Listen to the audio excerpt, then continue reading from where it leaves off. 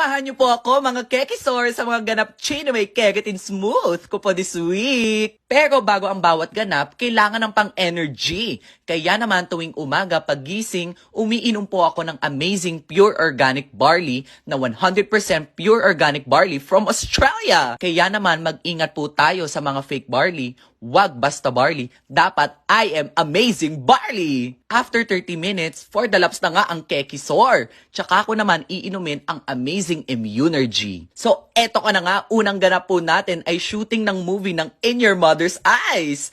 At abangan nga po natin ang mga eksena ng mga kekisors dito, lalo na't nanggugulo lang po talaga kami dito.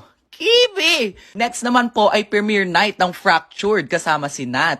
At ayon, romampa at napanood po namin ang unang mga episodes nitong bagong series. Talaga naman sa tandem na ites, it will keep you stay healthy, may energy ka, at magiging kasing healthy mo pa si Papa P at si Park Seo Joon. Kibi!